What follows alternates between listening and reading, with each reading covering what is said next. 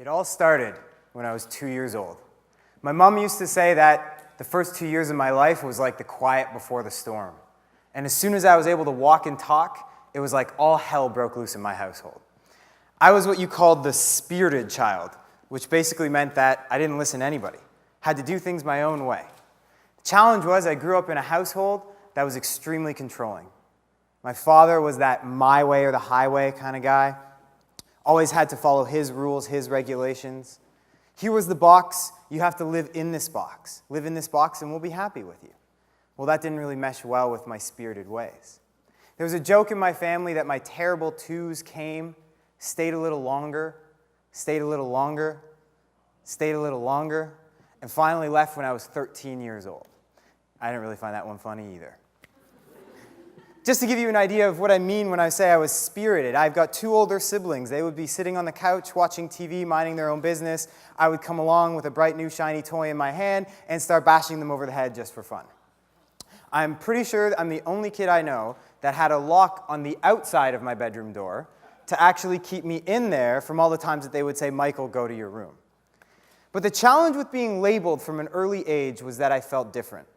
I felt like I never fit in. I felt like I never belonged, and I felt like nobody understood me. And the challenge was it wasn't just in my family that I felt this way, it was at school as well. I was bullied, I was picked on, whether I was too sensitive or too chunky, there was always something that made me feel different, that made me feel isolated, that made me feel alone. Now, I grew up in a small little town, and unfortunately, the thing about once you get labeled and once you get judged is that it's very hard to create a new identity for yourself. So this bullying and this isolation lasted not only through grade school, but all the way into high school. And I got into grade 9, and I thought I was going to get a fresh start, but it was just more of the same. And I finally just wanted to just slide under the radar. You know, maybe if I just don't speak or don't act, people just won't notice me as much. And maybe I won't be picked on or isolated as much. And so I actually got into a point where finally, in grade 11, I was just so tired of trying that I just became completely depressed. Completely depressed, completely desolate. I spent the majority of my year hiding in my living room, on my couch, watching as many TV shows and movies as I could possibly get my hands on, hoping and praying that somehow my life would magically transform into the happy ending that I saw on TV. Unfortunately, I hadn't mastered those superpowers at that point, so I really just kept getting a lot more of the same. There was this depression, there was this lack of self-esteem and self-worth, this lack of confidence, and worst of all, there was this voice that developed in my head where any time that I would want to go to say or do anything, this voice would say, "Are you sure you want to do that? Are you sure you want to say that? What are other people going to think? What are they going to say? How are they going to react?" And so I just stopped sharing. Now, I'm in grade 11 and I'm completely depressed, and I feel like I'm so ashamed for feeling the way that I'm feeling that I can't share it with anybody. I can't tell my parents what's going on because from a young age, they tried to make me fit within a box that I never felt like was really me. So I felt like they never really understood me from the get-go. And so the challenge with that was that this depression just kept building and kept building. And finally, I couldn't speak to anybody. I couldn't share it with my parents. I couldn't share it with my siblings. I couldn't share it with my friends, the few friends that I did have. I tried and tested it out with them at school, but then they would just use it against me, and they would bully me even more. And so the only living creature that I actually could communicate to, was as corny as this sounds, was my family dog. Now, how many of you, show of hands, have ever had a dog before? Or have a dog right now? So, a lot of you, I can't really see you because this light is really blaring in my eyes, but I saw a few hands go up. Definitely there's some of you that can relate to me when I say that the beautiful thing about a dog is that no matter what you say or do to them, they're most likely going to respond with unconditional love and understanding. So here I am in grade 11 throwing all my anger and frustration and sadness at my little toy poodle named Brandy. And I swear to you, it was the look that I saw in his eyes every single time as he nestled his nose up on my leg was like, "I get you." I swear that's what he was saying. And then, of course, followed with the "I get you" was this big lick to my face. And now, honestly, if that's not the perfect formula for friendship, then what is, right? We're all longing for those understanding eyes and that big lick to the face, right? Come on. Is it just me? You all know you want it anyway. So Brandy gets me through grade 11. And I get into grade 12, and there's this light at the end of the tunnel. And the light at the end of the tunnel is this belief system that I was taught from a young age, which is that if I can get good grades, then I can get into university. If I can get into university, then I can get a good degree. When I get a good degree, then I can get a good job. Then, of course, once I get a job, then I can make lots of money. Once I make lots of money, I can buy all the things that I think are going to actually make me happy. And then once I get all those things, I'll settle down, I'll find a partner, I'll get married, I'll have some kids, I'll raise my kids, I'll watch my kids grow up, grow old, move out of my house, go off to school, retire, and then be happy. Sound familiar to anybody? Well, this is the story that was so profoundly going through my mind at the age of 17, and one of the scariest things that I've seen working with youth over the past few years is that this story is actually more prominent in 9, 10, and 11-year-olds. I have kids coming up to me saying, Michael, what am I going to do with the rest of my life? I'm so scared. It's a whole other topic. So I'm 17 and I don't know any way to get myself out of this, and the only thing I know how to do is work hard. So I work my butt off trying to get these amazing grades, and I get them, but now they come at a cost of my physical health. And I actually develop a stomach sickness from all the stress and anxiety and pressure that I'm putting on myself to have to get these grades. So now not only am I mentally and emotionally in a very unstable place, but physically, I feel sick to my stomach almost all the time. But I didn't know how to get myself out of this. I wasn't taught any tools or strategies. The only thing that I was taught was work hard and you'll get ahead. So I worked harder and harder and harder, and I got sicker. But I got into university, and I got that acceptance, and it was like, maybe this is my fresh start. Maybe finally I can leave behind all these problems that I was experiencing up to this point. At this point, I honestly felt like I was a victim. I was a victim to my circumstances. I was a victim to the small town that I grew up in. I was a victim to my parents. I was a victim to the people at my school that bullied me. I was a victim to society as a whole. I refused to take any responsibility that I was actually somehow creating some of these challenges that I was experiencing. But I didn't know it at the time, so I went off to university, and my first year was like this coming out party. For the first time in my life, nobody knew who I was. So I got a chance to try on this whole different side of myself. I realized that I was funny. I realized that I was social. I made friends from all these different cultures and different cities, and I had so much fun, and I partied my face off. And the only catch was, of course, I forgot to study. So I'm in first year, I forget to study, I get really poor grades, and then that belief system starts to surface again. And that voice starts saying, Michael, if you don't get good grades, you're not going to get into university, you're not going to get the degree, you're not going to get the job, you're not going to get the money. You know the rest.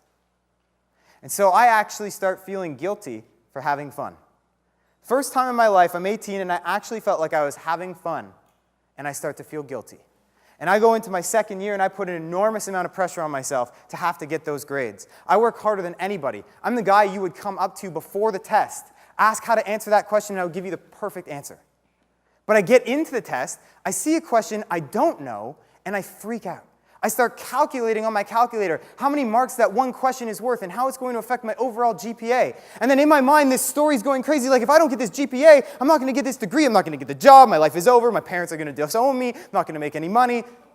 And I freak out and I have a panic attack. Not to mention, I'm running to the toilet 5 minutes before every single exam, presentation, even basketball game, anything that had any significance on it. I was making myself ill from the pressure and the stress and the anxiety to have to get those results. Now, not only was I not getting those results, working harder than anybody else, the stomach sickness gets worse and worse and worse. The depression comes back because at this point my self-esteem is completely attached to having to get those grades. And I have a complete breakdown. I'm 19 years old in my first semester, second year university, and I have a complete breakdown. And I have no idea how to get myself out of it. Now this is where the story takes a pretty miraculous turn. My help showed up in one of the most unlikely of sources that I could have ever imagined. My father.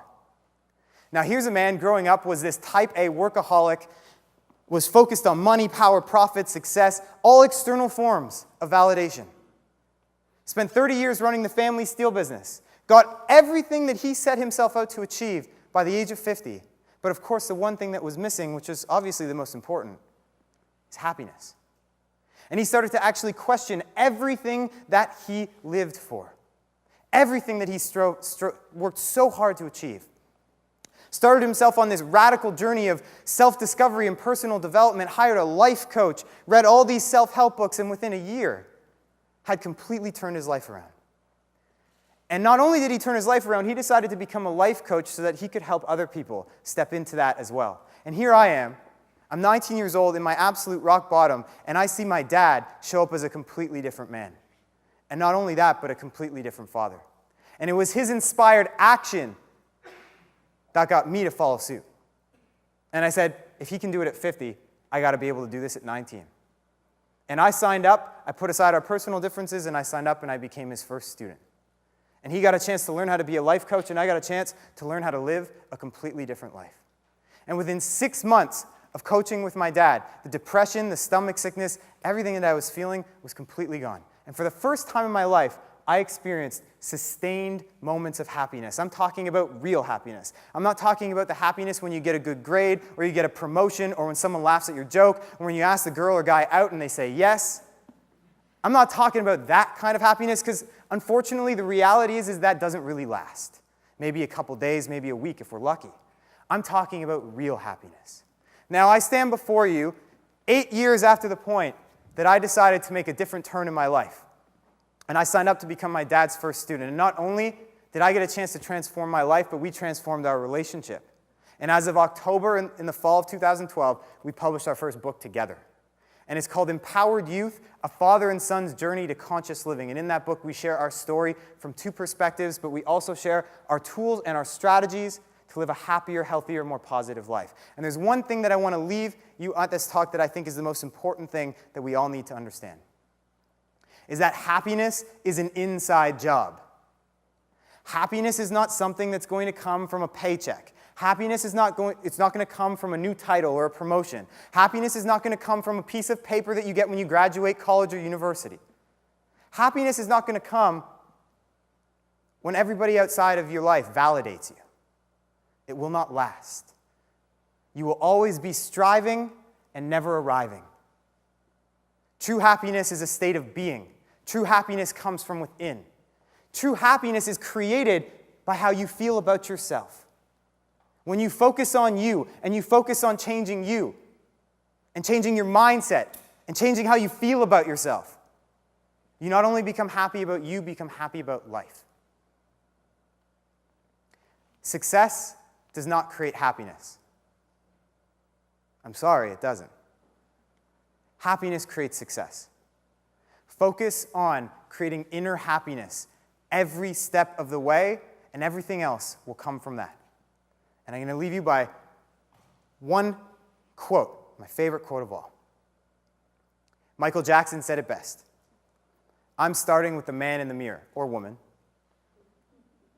and I'm asking him or her to change their way. I challenge each and every one of you in this audience today to take away from this conference, go away, take a look at your lives, and ask yourself, if you want something to change outside of yourself, if you're not happy with your external circumstances or environment, don't look to change anything outside of yourself. Take a look at yourself in the mirror and say, am I showing up in the way that I really want to be showing up? Am I feeling the way that I want to feel about myself? If you make that change within yourself, the world around you will change. And that is how we change this world. Thank you very much.